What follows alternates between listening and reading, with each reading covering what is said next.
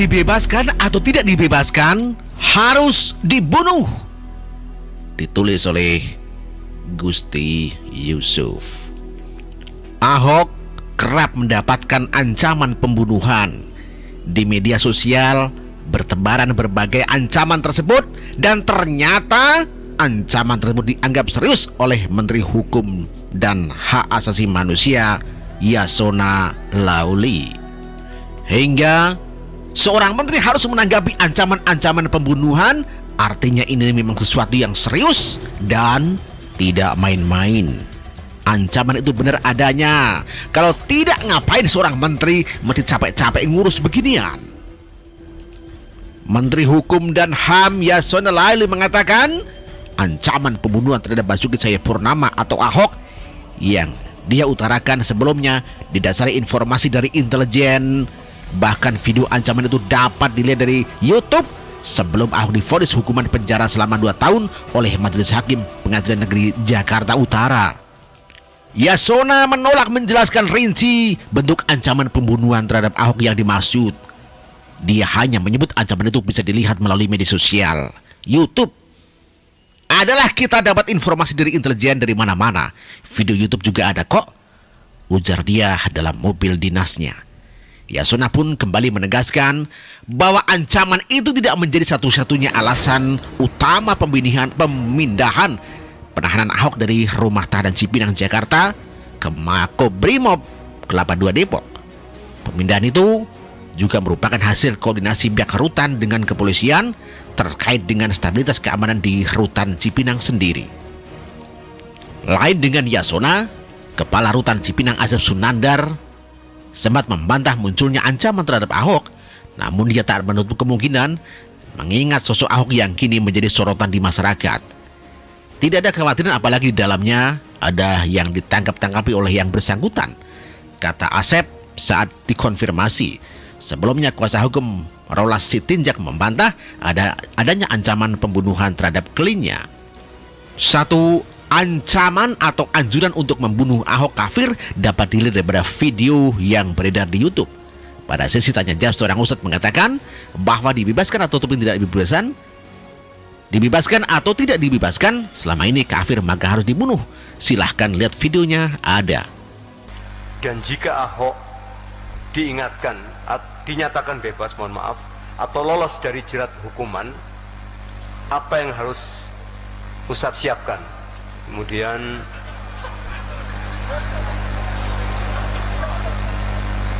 sama ini tadi dikatakan bahwa aksi bela Islam 1, 2, 3 dan seterusnya tidak termasuk jihad fi sabilillah, tapi yang dimaksud adalah qital. Ahok penista agama tidak didemo tapi langsung dibunuh. Pertanyaannya, bagaimana cara melaksanakannya dan siapa yang melaksanakannya? Ini dari ibu-ibu ini. Ini ibu yang tanya ini, Pak Ustadz. Masya Allah alaiha. Barakallahu fikum. Barakallahu fihinna. Iya. Kalau ditanya, kalau Ahok dibebaskan bagaimana? Dibebaskan atau tidak dibebaskan? Selama ini kafir maka harus dibunuh. Ya, dibebaskan atau tidak dibebaskan harus dibunuh. Itu ketentuan hukum. Ya. Dan ini adalah jawaban Basuki Cahayapurnama dengan ancaman pembunuhan itu. Pak Ahok, saya mencatat beberapa kali pernah bilang bahwa saya siap mati untuk memimpin Jakarta. Ada pernah disampaikan di Sespim Polri, pernah juga di Balai Kota. Nah, sebenarnya di balik pernyataan itu apa sih Pak? Apa memang ada ancaman-ancaman? Bukan ancaman, karena Jakarta ini banyak kepentingan. Dari kaum melarat sampai konglomerat ada oknumnya. Karena Jakarta ini semua duit kencingnya jadi duit kok. Jadi ketika ada tertibkan mereka bisa tersinggung. Itu yang membuat kita mikir waktu masuk Jakarta. Jakarta bukan kurang ilmu, bukan kurang sistem, bukan tidak tahu masalah. Masalah jelas, solusi jelas. Persoalannya Anda berani eksekusi atau tidak. Karena akan menyenggol kepentingan orang. Makanya waktu saya masuk di sini, saya sadar betul risiko di Jakarta. Ini bisa membuat semua orang tersinggung kalau kita mau tindak tegas. Makanya saya sadar betul. Makanya saya pesan dong sama istri saya, kalau saya ditakdirkan harus mati, saya mau dikubur di mana? Dikremasi atau dikubur? Harus jelas. Karena begitu kamu mati, kamu nggak sempat ngomong. Dan pusaranya kamu mau tulis apa? Harus jelas. Kalau istri saya tulis sembarangan gimana? Ya harus jelas. Saya suruh dia tulis, mati adalah keuntungan. Karena dibunuh orang karena mau menegakkan konstitusi, mensejahterakan rakyat. Banyak para pahlawan yang tidak dikenal mati kok dulu kaum Belanda, kaum Buruncik. Mereka sangat berjasa, dia tidak ada yang kenal.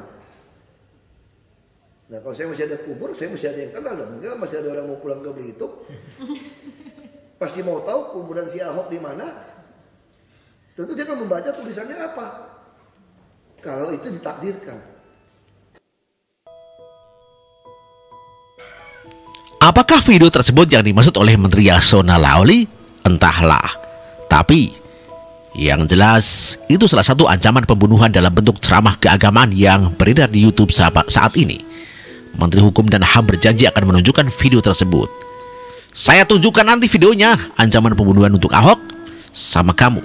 Ini demi keamanan Ahok, adalah informasinya dari intelijen, ujar Yasona kepada wartawan di kantor Kementerian Hukum dan HAM Jakarta Pusat. Yasona Lawli menyebut ancaman pembunuhan tindak terpidana kasus penistaan agama itu sudah ada jauh sebelum vonis 2 tahun untuk Ahok dibacakan. Oleh karena itu, penahanannya dipindah ke Makobrimob. Selain karena ancaman keamanan, penahanan Ahok di Lapas Cipinang, Jakarta memancing para pendukungnya menggelar aksi di depan lapas. Hal itu tentunya mengganggu banyak pihak, mulai daripada terganggunya arus lalu lintas hingga menghalangi orang-orang untuk masuk ke lapas. Kalau di sana ada orang, nggak bisa lewat lagi, katanya. Jika Ahok dibunuh, maka hampir bisa dipastikan akan terjadi pergolakan. Masyarakat akan emosi dan nanti tinggal orang-orang tertentu mengarahkan emosi massa tersebut. Tentunya ini berisiko besar bagi lawan-lawan Ahok. Jadi rasanya mereka tidak akan menempuh cara ini.